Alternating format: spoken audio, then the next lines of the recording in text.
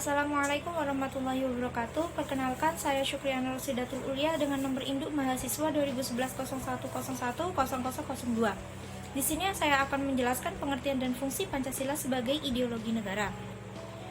A. Pengertian Pancasila sebagai ideologi negara. Ideologi berasal dari bahasa Yunani, idea yang artinya buah pikiran dan logos yang artinya ilmu pengetahuan. Maka, ideologi adalah suatu ilmu pengetahuan yang menjadi paham atau cita-cita. Ideologi juga bisa diartikan sebagai sebuah gagasan.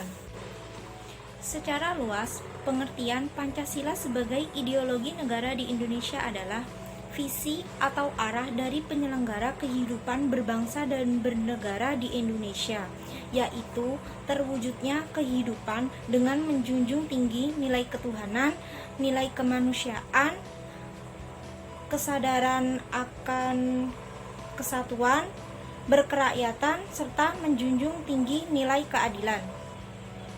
B. Fungsi Pancasila sebagai dasar ideologi negara. Pancasila yang dijadikan ideologi, Pancasila memiliki fungsi dan peranan, yaitu A. Sebagai sarana pemersatu bangsa. B. Menjadi pedoman hidup bangsa Indonesia untuk menjaga keutuhan negara. C. Menumbuhkan rasa nasionalisme dan patriotisme. Dan yang D. Memberikan motivasi untuk menjaga dan memajukan jati diri bangsa Indonesia. Sekian, terima kasih. Wassalamualaikum warahmatullahi wabarakatuh. Assalamualaikum warahmatullahi wabarakatuh. Saya Rizky Nur Arinda, NIM 2011 01010012 akan menjelaskan submateri C, nilai Pancasila sebagai ideologi negara. Pancasila memiliki 5 sila yang saling berkaitan, yang di dalamnya terdapat nilai ketuhanan, kemanusiaan, kesatuan, kerakyatan, dan keadilan. Nilai ini menjadi dasar untuk hidup berbangsa dan bernegara. Nilai tersebut bersifat objektif dan subjektif. Nilai objektif adalah nilai yang ada di dalam Pancasila, diakui kebenaran dan keadilannya oleh bangsa lain. Seperti 1. Rumusan sila Pancasila menunjukkan adanya sifat universal. Yang kedua, nilai Pancasila terkait dengan hidup kemanusiaan yang mutlak antara manusia dengan manusia lain, antara manusia dengan Tuhan, dan antara manusia dengan lingkungannya. Yang ketiga, Pancasila dalam pembukaan Undang-Undang Dasar 1945. Nilai subjektif adalah nilai berdasarkan hasil pemikiran bangsa Indonesia sendiri, seperti 1. Nilai Pancasila timbul dari bangsa Indonesia. Yang kedua, nilai Pancasila merupakan pandangan hidup bangsa. Yang ketiga, nilai Pancasila mengandung nilai-nilai kerohanian.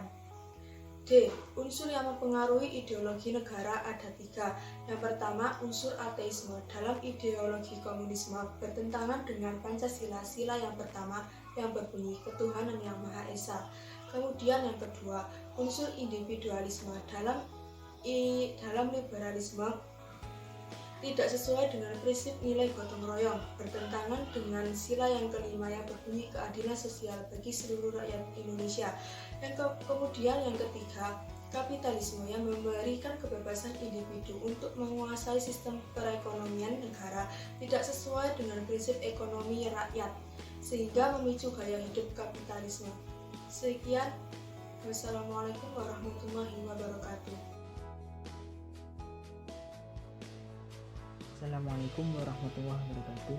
Saya Muhammad Syafin Sauri dengan NIM 2011 01010032. Di sini akan menjelaskan tentang upaya meningkatkan Pancasila sebagai ideologi serta pengertian Pancasila sebagai perjanjian luhur bangsa Indonesia. Poin pertama, upaya meningkatkan Pancasila sebagai ideologi. Terdapat upaya yang dapat dilakukan untuk meningkatkan Pancasila sebagai ideologi pandangan hidup bangsa Indonesia.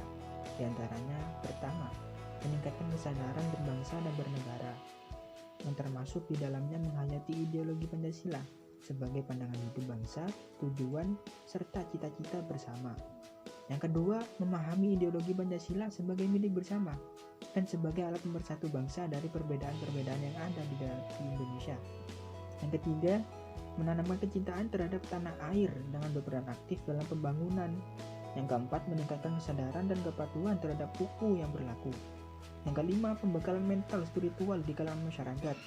Hal ini dilakukan agar dapat menangkal pengaruh-pengaruh asing yang masuk dalam masyarakat. Nah, poin yang kedua, pengertian Pancasila sebagai perjanjian luhur bangsa Indonesia. Perjanjian luhur rakyat Indonesia atau bangsa Indonesia adalah suatu perjanjian yang disepakati bersama oleh seluruh rakyat Indonesia dan harus diamalkan serta dilestarikan.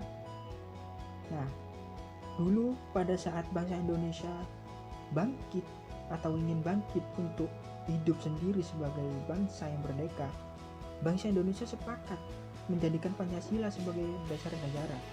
Hal ini dibuktikan dengan disahkannya Pancasila sebagai dasar negara pada tanggal 18 Agustus 1945 oleh PPKI, yang dimana PPKI itu mewakili seluruh rakyat Indonesia. Sekian, terima kasih.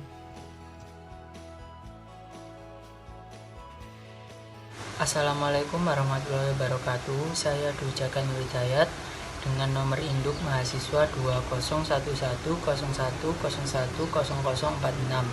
Di sini saya akan menjelaskan mengenai fase-fase perjanjian luhur dan juga mengapa Pancasila dikatakan sebagai perjanjian luhur bangsa Indonesia.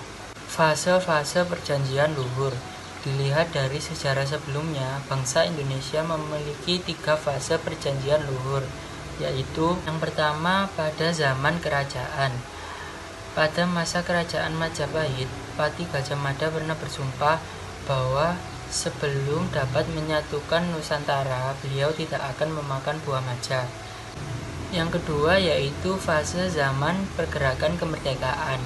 Pada masa pergerakan kemerdekaan, seluruh pemuda-pemudi pernah bersumpah janji yang dikenal dengan sebutan Sumpah Pemuda.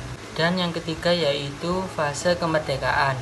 Pada zaman kemerdekaan, bangsa Indonesia memproklamasikan kemerdekaannya dan juga berjanji untuk membentuk negara kesatuan. Alasan Pancasila dikatakan sebagai perjanjian luhur bangsa Indonesia. Pancasila disebut sebagai perjanjian luhur karena Pancasila digali dari nilai-nilai sosial budaya bangsa Indonesia sendiri dan disepakati bersama oleh seluruh rakyat Indonesia sebagai milik bangsa yang harus diamalkan. Sekian dari saya. Wassalamualaikum warahmatullahi wabarakatuh.